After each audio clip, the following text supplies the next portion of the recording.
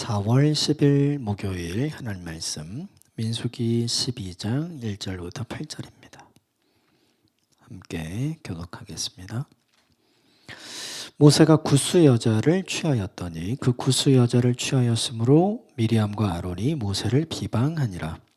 그들이 이르되 여호와께서 모세와만 말씀하셨느냐 우리와도 말씀하지 아니하셨느냐 하매 여호와께서 이 말을 들으셨더라. 이 사람 모세는 온유함이 지면의 모든 사람보다 더하더라.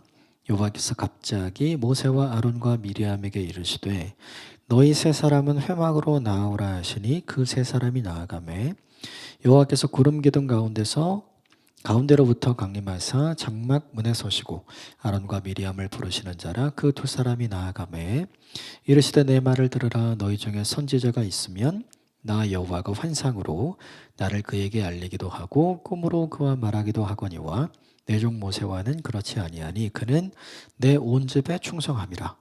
그와는 내가 대면하여 명백히 말하고 은밀한 말로 하지 아니하며 그는 또 여호와의 형상을 보거늘 너희가 어찌하여 내 종 모세 비방하기를 두려워하지 아니하느냐. 이것은 하나님의 말씀입니다. 오늘 본문은 미리암과 아론이 이제 모세를 책망합니다. 결혼 문제 때문에 책망을 하는데 그것 때문에 벌어진 에피소드에 대한 이야기가 있습니다. 크게는 두 가지인데 같이 좀 보고 우리에게 좀 적용해 보도록 하겠습니다. 먼저 1절 말씀 같이 읽읍시다. 시작. 모세가 구스 여자를 취하였더니 그 구스 여자를 취하였으므로 미리암과 아론이 모세를 비방하니라. 구스 여자는 에티오피아 사람이에요. 모세가 에티오피아 여인과 결혼을 했다. 그 일 때문에 미리암과 아론이 지금 모세를 비방했다. 우리가 생각해야 되는 게 뭐냐 하면 모세는 이미 이전에도 이방인과 결혼을 했죠. 그죠? 도망갔을 때, 미디안으로 도망갔을 때 미디안의 제사장이었던 이드로의 딸 십보라와 결혼을 하고 그리고 아들도 둘을 얻잖아요. 이 십보라는 창세기 18장, 출애굽기 18장까지는 등장을 하거든요. 근데 그 이후에 등장을 하지 않아요. 어떻게 됐는지는 정확하게 성경이 알려주지 않기 때문에 어떻게 됐는지는 모르겠어요. 그런데 이제 오늘 본문에 구스 여자와 결혼했다라는 걸 보면 아마도 모세보다 먼저 하나님 나라로 갔을 확률이 높죠. 그런데 중요한 사실은 그때는 아무 말도 없었잖아요. 십보라와 결혼을 하고 돌아와서 이 미리암과 아론이 만나고 이 두 아들, 이 게르솜과 엘리에셀도 다 보잖아요. 근데 그때는 아무 말도 없어요. 그런데 이제 오늘 본문에 이 에티오피아 여인과 결혼을 하니까 뭐라고 한 거죠. 왜 그랬느냐? 이유가 있어요. 그러니까 모세가 첫 번째 십보라와 결혼을 했을 때는 하나님께서 시내산에서 율법을 주시기 이전이잖아요.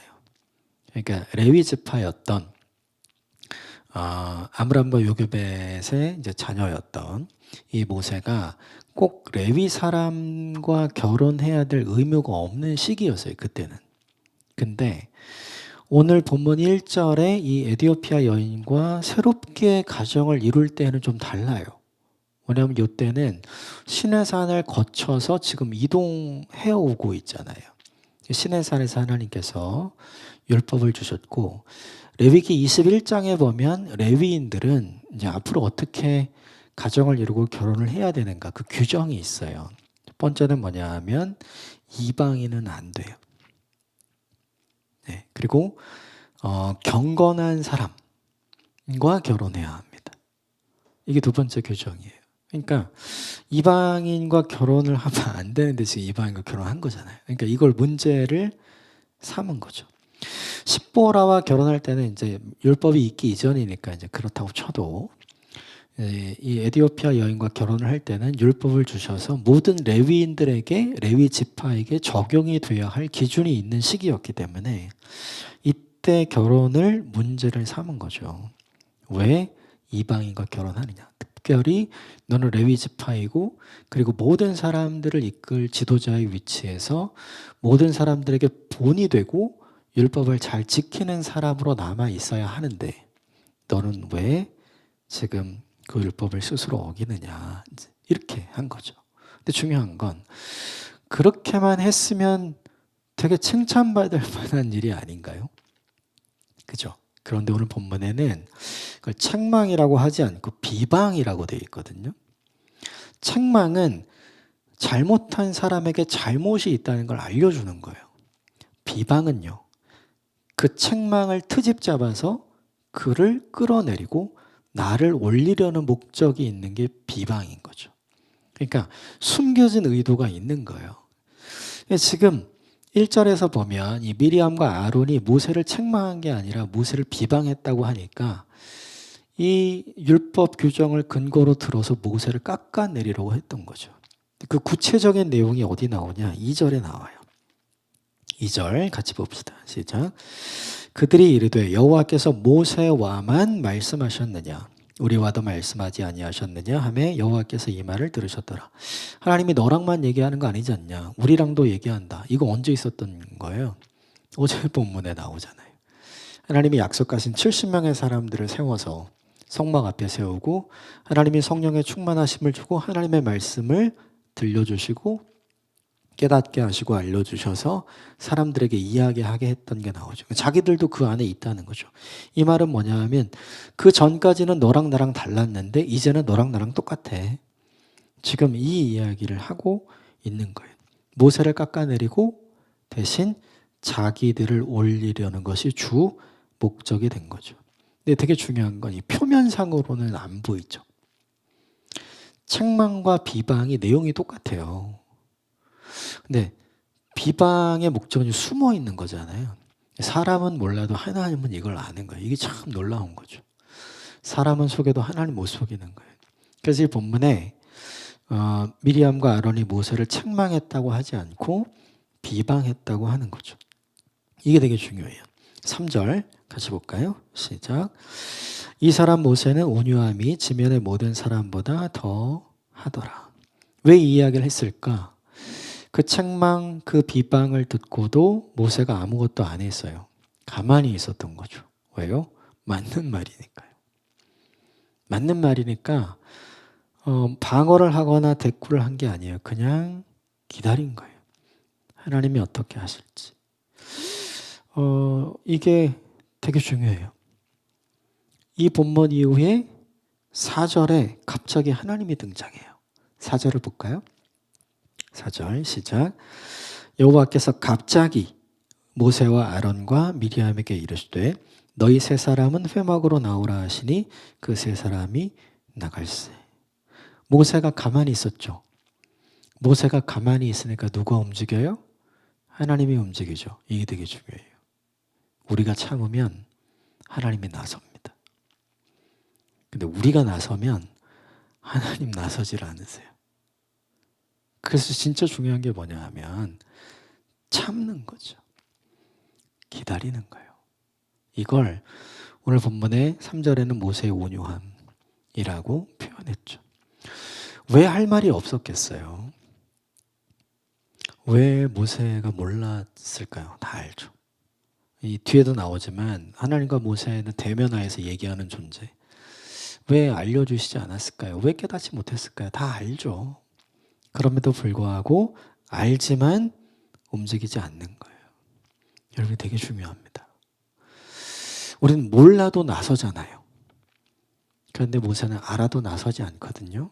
그러니까 하나님이 나서 주시는 거예요. 이걸 기억하셔야 돼요. 내가 나서서 해결되는 문제보다 하나님이 나서야 해결되는 문제가 훨씬 많습니다. 모세는 그걸 알았고 그걸 분별했던 거죠. 또 하나, 이 본문이 미리암과 아론을 통해서 우리에게 준 메시지가 하나 있어요. 지금 그들은 모세의 약점을 잡은 거잖아요. 모세의 약점을 잡았다고 해서 자기들이 모세처럼 되지 않아요. 쉽게 말하면 상대의 약점을 내가 알고 있다고 해서 그게 나의 강점이 되지 않는다는 뜻이에요. 근데 우리는 그걸 그렇게 사용하려고 하죠. 상대의 약점을 잡아서 내가 그보다 우위에 있다는 걸 보여주죠. 그게 사람에겐 통할 수 있을지 모르지만 하나님께는 절대로 안 통합니다. 왜냐하면 그분 위에, 그 사람 위에 하나님이 계시기 때문이에요. 진실한 책망을 했더라면 어떻게 됐을까? 미리암과 아론이 얼마나 칭찬받았을까요? 근데 숨은 비방을 하잖아요. 그러니까 미리암과 아론의 결론이 어떻게 되는가? 하나님이 부르시는 건 너 나와. 불러내는 거예요. 그리고 하나님이 말씀하기 시작합니다. 5절 같이 볼까요? 시작. 여호와께서 구름 기둥 가운데로 강림하사 장막문에 서시고 아론과 미리암을 부르시는지라 그 두 사람이 나아가매. 구름 기둥 가운데서 하나님께서 강림하셨다. 이게 구름 기둥이 움직였다는 이야기죠. 그러니까 아론과 미리암이 그리고 모세가 함께 나가니까 그 구름 기둥이 이쪽으로 다가온 거죠. 자기들 눈으로 구름 기둥이 자기들에게 가까이 오는 걸 본 거예요. 굉장히 두렵죠. 근데 그때 하나님께서 이런 말씀을 해주십니다. 6절, 7절, 8절까지 그냥 같이 읽읍시다. 시작. 이르시되 내 말을 들으라. 너희 중에 선지자가 있으면 나 여호와가 환상으로 나를 그에게 알리기도 하고 꿈으로 그에게 말하기도 하거니와 내 종 모세와는 그렇지 아니하니 그는 내 온 집에 충성함이라. 그와는 내가 대면하여 명백히 말하고 은밀한 말로 하지 아니하며 그는 또 여호와의 형상을 보거늘 너희가 어찌하여 내 종 모세 비방하기를 두려워하지 아니하느냐. 전체적으로 보면 미리암과 아론을 책망하시죠. 이게 되게 중요해요. 내가 다른 사람에게 알리기도 하고 말하기도 한다. 그런데 내 종 모세와는 너희가 아니에요. 내 종 모세와는 그렇게 안 한다. 그보다 더 한다는 거죠. 그러니까 그는 너희랑 같지 않다. 그는 더욱 특별하다. 이렇게 이야기를 해요. 십계명을 받을 때도 성막을 어떻게 만들어야 되는지를 전달받을 때도 율법을 받을 때에도 모두 하나님께서 모세를 통해서 들려주셨죠. 시간이 지나면서 지금 70명의 사람들이 생긴 거고 그것을 경험했던 사람들 중에 아론과 미리암이 들어가 있는 거잖아요. 그런데 이 사람들 착각하는 거죠. 자기들과 모세와 똑같다, 동급이다 라고 생각하는 거예요. 근데 하나님은 그렇게 생각 안 하는 거죠. 이게 되게 중요합니다. 자리가 같아졌다고 해서 하나님이 똑같이 대우해 주시는 게 아니거든요. 사람들은 그렇게 생각해요. 여러분, 자리를 주니까 미리암과 아론이 어떤 사람인지가 드러나죠. 이 하나님과 대면하여 말하는 사람, 하나님께서 환상으로도 꿈으로도 알리기도 하고 음성도 들려주시고 말하기도 하는 70명의 사람이 얼마나 특별해요. 그 전체 60만 명 중에 남자만 미리암 여자도 있었으니까 전체 인구로 따지면 200만 명 중에 70명이잖아요. 굉장히 특별한 사람들, 선출된 사람들 중에서 뽑힌 사람들이잖아요. 그러니까 이 사람들은 굉장히 특별한 자리에 있는 거고 굉장히 특별한 권위를 하나님께서 부어주신 거란 말이에요. 그러면 우리가 익히 알듯이 그 자리가 그 사람을 만들어야 되잖아요. 그런데 미리암과 아론이 보여주는 건 뭐냐면 그 자리가 이들이 어떤 존재인지를 여과 없이 보여주죠. 자리에 앉혀놨더니 권위를 주었더니 교만해진 사람이었구나. 그럼 되게 중요한 게 그 자리에 올라가서 교만해진 걸까요? 아니요. 원래 그런 사람이었던 거예요. 그동안에는 이 교만함을 보여줄 기회가 없었을 뿐이지 그의 안에 여전히 있었던 거죠. 자리가 그를 그렇게 바꾼 게 아니라 그 자리가 그가 어떤 사람인지를 정확하게 보여주는 거예요. 여러분, 이게 너무나 중요해요. 모세와 아론과 미리암의 결정적인 차이가 무엇인가? 그 자리에 올라가서 더 겸손해졌는가? 아니면 그 자리에 올라가서 그의 본질이었던 교만이 어떤 건지를 보여주었는가? 이 차이인 거죠. 모세는 원래 부르시기 전엔 교만했던 사람이었잖아요. 그런데 그 40년의 광야 생활, 양치기 생활을 하면서 그는 겸손해지죠. 그리고 모든 사람을 출애굽시킬 리더로 하나님이 세우시고 이 사람을 통해서만 뭔가를 하시잖아요. 얼마나 특별해요. 얼마나 권위의식을 가질 수가 있어요. 근데 그런 게 없잖아요, 모세는. 그가 얼마나 겸손한 사람인지를 이미 보여주는 거죠. 그런데 겸손한 줄 알았던 아론과 미리암은 그렇지 않았던 거예요. 여러분 이걸 기억하십시오. 자리가 그들을 좋게 만든 게 아니라 자리가 그들을 변질시킨 것이고 자리가 그들을 아름다운 하나님의 사람으로 만든 것이 아니라 자리가 그 사람이 어떤 사람인지를 보여준 거예요. 이게 교만의 가장 큰 문제인 거죠. 교만은 언제 드러나요? 그 자리에 올라갔을 때 나오는 거예요. 그 전에 나왔으면 얼마나 좋았을까요? 그렇지 않아요. 거기에 올라갔을 때 나오는 게 교만인 거죠. 그래서 교만은 패망의 선복이 되고 넘어짐의 앞잡이가 됩니다. 왜 이걸 기록해 놨을까요? 그렇게 하지 말라고요. 누구에게요? 70명의 사람들에게. 다 비슷한 생각하고 있지 않았을까요? 그런데 너희는 서로 경쟁해서 누구를 깎아내리고 더 올라가야 되는 존재가 아니라 모세를 도와서 함께 이스라엘 백성들을 가나안으로 데리고 가야 하는 존재다라는 사실을 이 본문이 알려주는 거죠. 저와 여러분이 이걸 잊지 않았으면 좋겠어요. 이 본문에서 자리보다 중요한 게 있어요. 그게 뭐냐면 그 자리를 주었을 때 변질이 되지 않을 사람, 그 자리를 주었을 때 더 겸손해질 사람. 이건 뭐냐 하면 이미 그 자리에 앉을 자격이 있는 거고 그 자리를 맡겨도 괜찮은 리더로서의 자질이 그에게 있는 거잖아요. 우리는 모두 다 자리를 중요하게 생각해요. 그런데 이 본문에서 하나님은 자리가 중요하지 않고 그 자리를 기꺼이 섬길 수 있는 자격과 자질을 갖는 하나님의 사람이 되는 게 중요하다는 걸 보여주는 거죠. 모세는 오히려 이 본문에 의하면 미리암과 아론에게 더 권위 있게 나는 너희들과 달라 특별해. 이렇게 충분히 할 수 있는 사람이었어요. 오늘 7절과 8절에 보면 그게 나오잖아요. 나는 너희랑 달리 모세와 대면한다. 그는 나의 형상을 본다. 네. 그는 내가 너희에게 이야기해 주지 않는 은밀한 말을 듣는다. 이렇게 하잖아요. 너희는 어찌 모세를 비방하기를 두려워하지 않냐. 이 말이 무슨 말이에요? 모세를 비방하는 건 나를 비방하는 거야. 지금 이렇게 말씀하시는 거잖아요. 그럼에도 불구하고 모세는 어떻게 해요? 그런 티를 전혀 내지 않죠. 사람이 존경하는 리더의 모습이 있긴 해요. 그렇죠? 근데 몇 사람이 존경하는 리더가 아니라 모두가 존경하는 리더의 모습을 생각해 보세요. 그 중에 교만이 들어갈 자리는 없어요. 겸손한 사람, 자리가 변질시키지 않는 사람, 그 자리에 있어도 한결같은 모습을 보여주는 사람, 그 사람을 사람들이 존경하잖아요. 하나님은 그런 사람들을 사용하시는 거죠.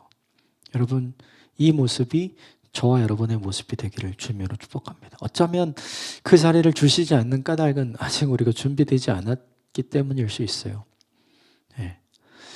우리 안에 있는 교만함이 해결되지 않았기 때문에 우리 안에 있는 비방, 상대를 낮추고 나를 높이려는 이것이 해결되지 않고 무엇보다 우리 안에 여과 없이 보여주면 안 되는 우리의 본질의 모습이 아직 성숙해지고 깎아지고 온전해지지 않은 우리의 모습 때문에 그런 자리를 주지 않으실 수 있어요.